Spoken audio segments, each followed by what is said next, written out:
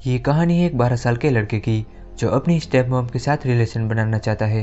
Hello दोस्तों, आज हम एक्सप्लेन करने वाले हैं 1972 में आई फिल्म जिसका नाम है व्हाट द पीपर शो। मूवी की शुरुआत में हम एक औरत को देखते हैं जिसका नाम सारा होता है। सारा अपने टब में नहा रही थी, तभी उसे करंट लगता है और उसकी मौत हो जाती है। अब सीन 1 साल बाद का दिखाया जाता है जहाँ हम देखते हैं एक एलिस नाम की लड़की को जो अपने हस्बैंड पॉल के घर आई हुई थी। एलिस पॉल की दूसरी वाइफ होती है और सारा जो थी वो पॉल की पहली वाइफ थी जिसे हमने स्टार्टिंग में मरते हुए देखा था। पॉल एक बिजनेसमैन था, इसीलिए ज्यादातर वो घर से बाहर ही रहता था। पॉल ने एलिस को अपने 12 साल के बेटे मार्कस का ख्याल रखने के लिए भेजा था। एलिस मार्कस की स्टेप मॉम थी, इसीलिए उसका फर्ज बनता है कि वो मार्कस का ख्याल रखे। पॉल ने एलिस को बताया था कि मार्कस अपनी बोर्डिंग स्कूल गया है और वो 1 हफ्ते बाद ही घर लौटेगा, इसीलिए एलिस पहले ही वहाँ पहुँच जाती है। लेकिन जब वो वहाँ पहुँचती है तो वो देखती है कि मार्कस तो पहले से ही घर पर है। जब एलिस उसका रीजन पूछती है तब मार्कस कहता है कि उसे स्कूल से छुट्टी मिल गई क्योंकि स्कूल में चिकन पॉक्स फैल गया था। तो एलिस उस पर यकीन कर लेती है, पर उसे यह थोड़ा अजीब जरूर लग रहा था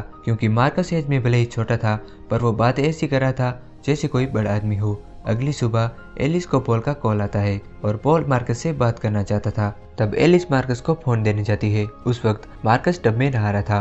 वो पॉल से बात करने लगता है। उसकी बात खत्म होने के बाद जब एलिस पॉल से बात कर रही थी तब मार्कस एलिस के पास आता है और उसे गंदे तरीके से छूने लगता है। मार्कस का ऐसा बिहेवियर देखकर एलिस उस पर बहुत गुस्सा करती है, पर वो उसे बिना कुछ कहे वहाँ से चली जाती है। और जैसे जैसे टाइम बीतता है हमें पता चलता है कि मार्कस एक बिगड़ा हुआ लड़का है, साथ ही उसके कोई दोस्त भी नहीं है। वो अपनी स्टेप मॉम को गलत नजरों से देखता है, जबकि एलिस उसका ख्याल रखने में कोई भी कसर नहीं छोड़ती। कुछ दिनों बाद पॉल अपना काम खत्म करके वापस आ रहा था, तब मार्कस और एलिस पॉल को लेने एयरपोर्ट जाते हैं। जब वो कार लेकर घर आ रहे थे तब पॉल एलिस को छूने लगता है, जिससे एलिस का ध्यान हट जाता है और उनका एक्सीडेंट होते होते रह जाता है। घर आने के बाद पॉल और एलिस इंटीमेट होते हैं और मार्कस बाहर खेल रहा था। उस रात डिनर करने के लिए तीनों एक होटल में जाते हैं जहां पॉल एलिस से पूछता है कि क्या तुमने मेरी तिजोरी से पैसे निकाले थे। तब एलिस कहती है कि नहीं, मार्कस ने निकाले थे उस टैक्सी वाले को पे करने के लिए। उस पर मार्कस कहता है कि मैंने तो सिर्फ 500 पैसे ही निकाले थे। तब एलिस कहती है कि तुम खुद मुझे बता रहे थे कि मैंने डैड के सारे पैसे निकाल लिए। तब मार्कस तुरंत कहता है कि मैंने तो ऐसा कहा ही नहीं है। कुल मिला के पैसों का सारा इल्जाम एलिस पर पड़ता है, इसीलिए जब वो घर आते हैं तब एलिस मार्कस का रूम चेक करती है।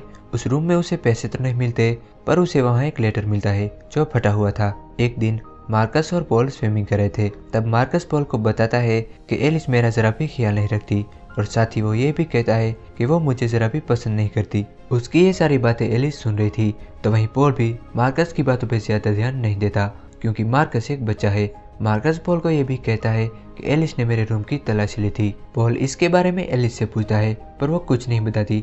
एक दिन एलिस मार्कस के बारे में पता करने के लिए उसके स्कूल जाती है, जहां उसे पता चलता है कि मार्कस की कोई छुट्टियां नहीं चल रही बल्कि उसे तो स्कूल से निकल गया है। उन्होंने एक लेटर भी भेजा था पर वो मार्कस ने फाड़ दिया, जिसके टुकड़े एलिस को मार्कस के कमरे में मिले थे। स्कूल में उसे यह भी पता चलता है कि मार्कस आसपास के घरों की जासूसी करता है और लोगों को इंटीमेट होते देखता है।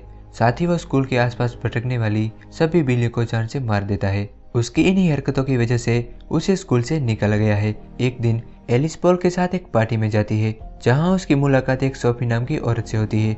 वो उसे बताती है कि सारा उसकी फ्रेंड थी और उसकी मौत बाथटब में डूबने से हुई थी। अब एलिस को ये लगने लगा था कि मार्कस ने ही सारा को मारा है। एलिस ये सब पॉल को समझाने की कोशिश करती है। वह उसे मार्कस के बारे में भी बताती है, पर पॉल उसका यकीन नहीं करता।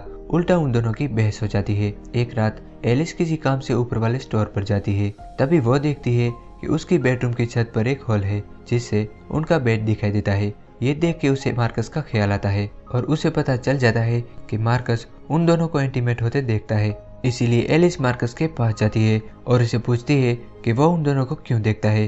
तो मार्कस कहता है कि उसे ये सब करना अच्छा लगता है। एलिस उसे पूछती है कि क्या वो सारा को भी इसी तरह देखता था। तब मार्कस कहता है कि सारा तुम्हारी तरह हॉट नहीं थी। अब यहाँ एलिस मार्कस से पूछती है कि सारा की मौत कैसे हुई। तो मार्कस कहता है कि उसे दिल का दौरा पड़ा था। इस बात पे एलिस उसे कहती है कि तुम झूठ बोल रहे हो, उसकी मौत करंट लगने से हुई थी। एलिस उसे कहती है कि तुम बहुत कुछ जानते हो पर बता नहीं रहे।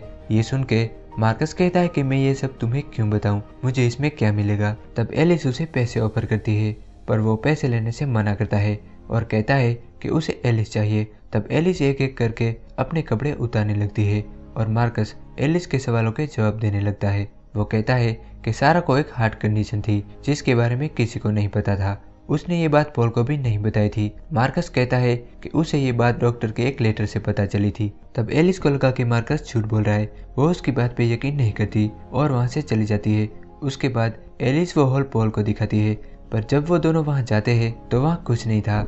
एलिस पॉल को बताती है कि मार्कस उसके कमरे से झांकता रहता है, पर पॉल उसकी बातों पर यकीन नहीं करता। पॉल को लगने लगा था कि एलिस अब पागल होती जा रही है, पर एलिस हार नहीं मानती और वो सारा की मौत पे रिसर्च करती है। रिसर्च करने पर पता चलता है कि मार्कस ने सारा को मारा था। मार्कस ने सारा के बाद टब में एक खराब हीटर लगा दिया था, जिससे शॉक लगने की वजह से उसकी मौत हो गई। अब एलिस मार्कस के बारे में और भी पता करना चाहती थी, इसीलिए वो मार्कस से पूछती है कि उसने सारा को क्यों मारा।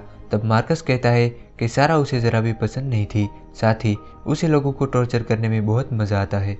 वो एलिस से कहता है कि अब बारी तुम्हारी है। ये सुन के एलिस मेंटली डिस्टर्ब हो जाती है। उसे समझ नहीं आ रहा था कि अब वो क्या करे, क्योंकि उसकी बातों पे कोई भी यकीन नहीं कर रहा था और पॉल को भी लगने लगा था कि एलिस अब पागल हो गई है। उसके बाद एलिस की हालत इतनी खराब हो जाती है कि उसे मेंटल हॉस्पिटल में रखा जाता है। कुछ दिनों बाद जब एलिस ठीक हो जाती है तब उसे छोड़ दिया जाता है। फिर एक दिन ये तीनों पार्क में घूम रहे थे, तब पॉल और एलिस बात कर रहे थे और मार्कस अपने डॉग के साथ खेल रहा था। कुछ देर बाद एलिस और मार्कस मिलते हैं और सारा की मौत पे बात करने लगते हैं। मार्कस एलिस से कहता है कि अब वह उसे नहीं मारेगा, क्योंकि अब वह उसे पसंद करने लगा है।